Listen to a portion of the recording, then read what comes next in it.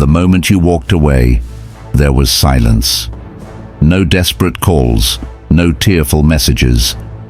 Just the deafening quiet of indifference. They didn't chase after you. They didn't fight for you. They simply let you go, as if your presence had meant nothing all along. But now something has changed. The space you once occupied remains conspicuously empty. The wisdom you shared echoes in their minds. The strength you demonstrated stands in stark contrast to their weakness. And slowly, painfully, they're beginning to realize what they've lost. This is not about revenge or satisfaction. The Stoics teach us something far more powerful. That true freedom comes when we no longer need external validation, when we can walk away from those who don't value us, and when we can rebuild ourselves stronger than before. Today, we explore the Stoic path through abandonment, indifference, and the quiet power of becoming someone they regret losing. The initial abandonment. When someone shows indifference to your departure, it reveals a profound truth about your place in their life. The Stoics would argue this is valuable information, painful, yes, but necessary. Marcus Aurelius wrote, "The object of life is not to be on the side of the majority, but to escape finding oneself in the ranks of the insane." Sometimes the sanest thing you can do is walk away from those who fail to recognize your worth. Consider the nature of indifference itself. It is not active hatred or deliberate cruelty. It is something far more insidious, the complete absence of care. They didn't hate you enough to fight with you. They didn't love you enough to fight for you. They simply existed in a middle ground of apathy, which the Stoics would consider a form of moral failure. Epictetus taught that we should make the best use of what is in our power and take the rest as it happens. Their indifference was never in your control. Your response to it, however, always was. The modern world trains us to crave validation. Social media has weaponized our need for approval, transforming it into an addiction.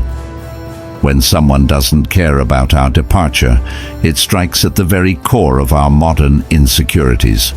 We wonder, was I not good enough? Did I not matter? Did I imagine the connection we shared? But the Stoic perspective offers liberation from these questions. The ancient Roman philosopher Seneca reminds us, "He who fears death will never do anything worthy of a living man." Similarly, one who fears abandonment will never live authentically. The fear of others' indifference keeps us trapped in a prison of people-pleasing and self-betrayal. The silent transformation. When they didn't care that you left, something remarkable happened. Though you might not have recognized it at the time, you were handed a rare gift, the opportunity for complete rebirth. Without their gaze upon you, without their expectations shaping your choices, you were suddenly free to become anyone. This is where the true Stoic journey begins. In the silence of their indifference, you found the space to hear your own thoughts again. In the absence of their validation, you discovered something far more valuable, self-sufficiency. Zeno of Citium, the founder of Stoicism, taught that happiness consists in living in agreement with nature. When others cast you aside, you're forced to strip away the artificial and reconnect with your nature. The masks you wore to please them now lie useless at your feet. The compromises you made to maintain their approval no longer constrain you. Physical distance creates the conditions for emotional clarity. The further you move from their orbit, the more clearly you can see the relationship for what it was. Patterns become visible. Red flags you once ignored now wave vividly in your memory. The Stoics prized this clarity above all else, for without accurate perception, wise judgment is impossible. In this silent period of transformation, you began to rebuild not just your life, but your relationship with yourself. Perhaps you rediscovered old passions they had subtly discouraged. Perhaps you developed new strengths they never would have noticed. Perhaps you simply remembered who you were before their indifference began to shape you. Stoicism teaches that virtue is the only true good. During this transformation, you likely found yourself drawn toward greater virtue, more honesty with yourself, more courage in your choices, more temperance in your reactions, more justice in your treatment of others. This evolution wasn't motivated by wanting to impress them or prove them wrong. It emerged naturally as you aligned with your deeper values. The philosopher Musonius Rufus said, "We should undergo hardship not to distress ourselves, but to train ourselves." Their indifference, however painful, became your training ground. Each day you survived without their approval made you stronger. Each moment you chose your well-being over their memory built resilience. The subtle turning point. There comes a moment, imperceptible at first, when the energy shifts. You don't notice it immediately because you're no longer watching for their reactions. You're no longer waiting for their return. You've built a life that no longer has a U-shaped hole waiting for them to fill. This moment often coincides with what the Stoics would call the development of apatheia. Not apathy as we understand it today, but a state of mind free from disturbing emotions. Their indifference once wounded you deeply. Now it barely registers as relevant to your life. The turning point doesn't announce itself with fanfare. It arrives quietly, perhaps in the moment you realize you haven't thought about them in days, or when someone mentions their name and you feel nothing but mild curiosity, or when you face a challenge and automatically rely on your own wisdom rather than imagining what they would advise. Meanwhile, something is happening on their side too. The space you once filled remains conspicuously empty. No one laughs quite like you did. No one sees the world through your unique perspective. No one challenges them in the same ways. No one supports them with your particular blend of strengths. This isn't about irreplaceability in some romantic sense. The Stoics would reject such sentimentality. It's simply about differentiation, the fact that each human consciousness offers something unreplicable. As Marcus Aurelius observed, that which is not good for the beehive cannot be good for the bee. They begin to recognize that in losing you, the beehive of their life has been diminished, not because you were perfect, but because you were authentic. Not because you were irreplaceable, but because what you brought was uniquely valuable. Their awakening now comes the part many secretly hope for, but the Stoics would warn against attaching to their realization of what they've lost. It rarely happens all at once. Instead, it accumulates gradually. They face situations where your specific strengths would have been invaluable. They encounter people who remind them of you, but who lack your depth. They remember conversations where your insight proved correct. They notice the gaps in their life that your presence once filled. They see evidence of your growth from afar. Epictetus would remind us here, it's not what happens to you, but how you react to it that matters. Their awakening to your value is not something you caused or controlled. It's simply the natural consequence of reality asserting itself over illusion. The value you brought was always real. Their perception was what needed correcting. This awakening often coincides with your visible growth, not because you're deliberately showcasing it. The Stoics would discourage such vanity, but because true transformation cannot be hidden. As you operate from a place of authentic virtue rather than reaction to their indifference, you naturally shine brighter.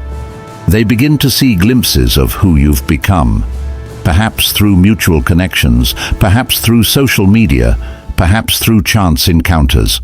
What they see is someone unrecognizable from the person they dismissed, someone stronger, clearer, more purposeful, more at peace.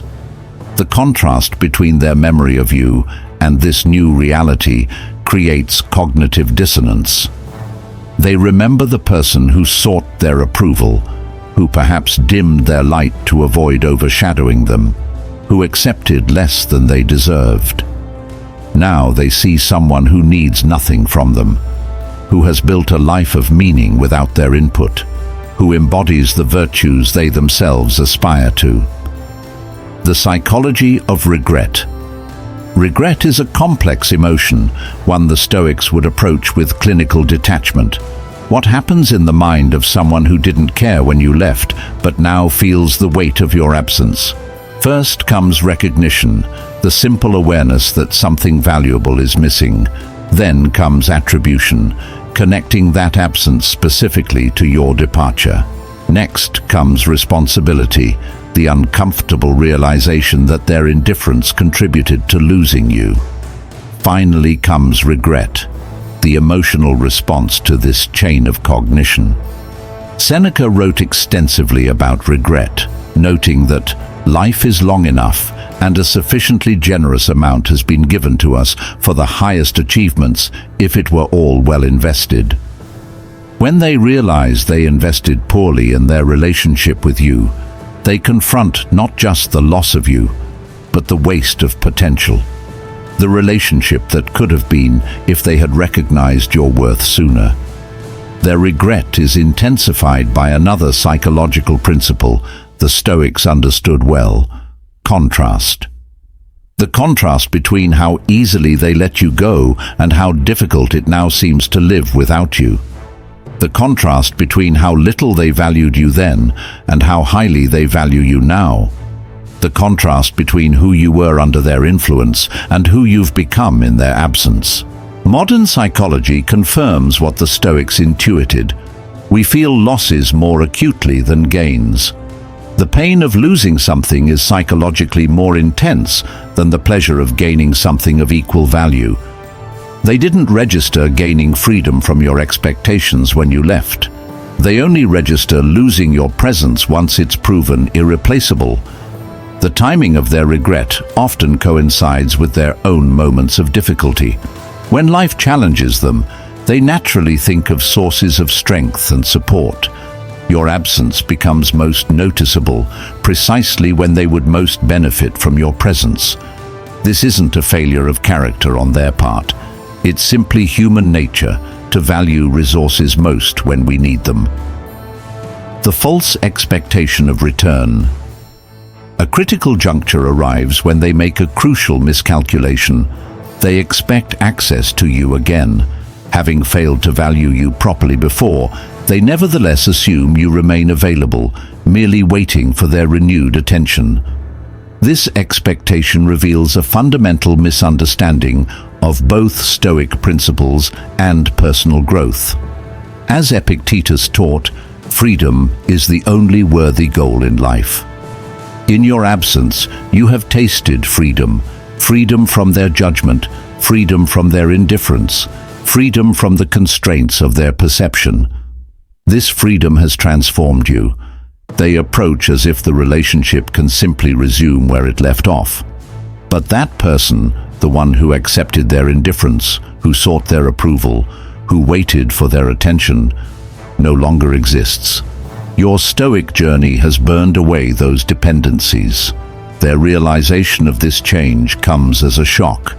They expected to find you as they left you, waiting, hoping, unchanged.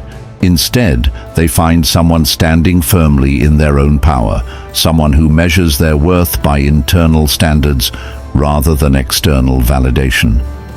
Marcus Aurelius advised, "Very little is needed to make a happy life. It is all within yourself, in your way of thinking." You've discovered this truth in their absence. You've built a happiness that doesn't require their participation. This realization often triggers their panic, the sudden understanding that they may have lost you permanently. The Stoic response to their return. When they finally reach out, whether directly or indirectly, you face a critical choice, one the Stoics would approach with careful deliberation rather than emotional reaction. The non-Stoic response might be triumph. Finally they see my worth, or vindication. Now they know what they lost. Or even punishment. Let them suffer as I suffered. But the Stoic recognizes these as externally oriented responses, still giving them power over your emotional state. Instead, the Stoic approach begins with clear-eyed assessment. As Epictetus taught, first say to yourself what you would be, and then do what you have to do. Who are you now? What values do you hold? What boundaries have you established? Let these guide your response. Their renewed interest doesn't obligate you to engagement. Their recognition of your worth doesn't require your acknowledgement. Their regret doesn't demand your forgiveness. The Stoic understands that their emotions are their responsibility, just as yours are yours. If you choose to engage, do so from a place of self-possession rather than need. The Stoics prized autarkia, self-sufficiency. Approach any renewed connection from this state of completeness, rather than seeking to fill a void with their belated approval. Consider what virtue requires in this situation. Courage may mean maintaining distance if the relationship was harmful. Justice may mean acknowledging their growth if they've genuinely changed. Wisdom certainly means remembering the lessons of their previous indifference. Temperance means responding without excess emotion in either direction. Building a life beyond their recognition. The ultimate Stoic victory isn't in their recognition of your worth. It's in your freedom from needing that recognition at all. As Marcus Aurelius wrote, "The happiness of your life depends upon the quality of your thoughts." You've learned to generate affirmation from within rather than seeking it from without. The truly Stoic response to their renewed interest isn't satisfaction that they finally see your value. It's indifference. Not cruel indifference as they showed you, but philosophical indifference, the understanding that their opinion, while noted, doesn't define you. Your path forward isn't determined by their regret. Whether they fully grasp what they lost or forever remain oblivious, your direction remains the same, toward greater virtue, deeper self-knowledge, and more authentic living. The Stoics would encourage you to wish them well on their journey while continuing steadfastly on your own. Not out of spite or indifference, but from the understanding that each person must walk their own path toward wisdom. Remember that according to Stoic philosophy, the only true harm comes from moral failure, from failing to act according to virtue. Their indifference harmed them more than it harmed you, by leading them away from appreciating what was genuinely valuable. Your growth in their absence has been a moral victory, regardless of whether they ever recognize it. The empowerment of indifference. There is profound power in reaching a state where their opinion, whether admiring or dismissive, no longer dictates your sense of self. This is the state the Stoics called apatheia, freedom from disturbing emotions. In reaching this state, you've achieved something remarkable. You've inverted the initial dynamic. Once their indifference caused you pain. Now, you view their opinions with philosophical detachment. Once, you measured your worth through their eyes. Now, you measure it through the objective standards of virtue. This transformation isn't about becoming cold or unfeeling. The Stoics never advocated for emotional numbness. Rather, it's about placing your emotions on a more stable foundation, anchoring them to your values rather than to others' perceptions. When they didn't care that you left, they inadvertently set you on this path of empowerment. Their indifference, painful as it was, forced you to find worth within rather than without. In this way, what seemed like abandonment was actually liberation. The final Stoic lesson is perhaps the most challenging: gratitude even for the painful experience of their indifference.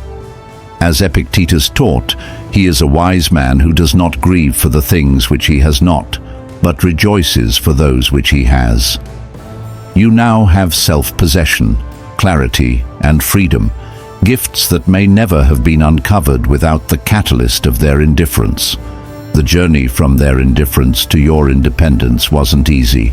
It required facing painful truths, rebuilding your sense of self, and learning to value your own company. But through this process, you've embodied the central principles of Stoicism, focusing on what you can control, pursuing virtue regardless of external outcomes, and finding tranquility within rather than without. Whether they now regret losing you is ultimately irrelevant. The true victory isn't in making them see what they lost. It's in no longer needing them to see it. The true power isn't in their recognition. It's in your liberation from requiring it. As you continue forward, carry this wisdom with you. Those who recognize your worth from the beginning deserve your energy more than those who only see it after you're gone. And no matter who comes or goes, the ultimate relationship, the one with yourself, is the foundation upon which all else is built.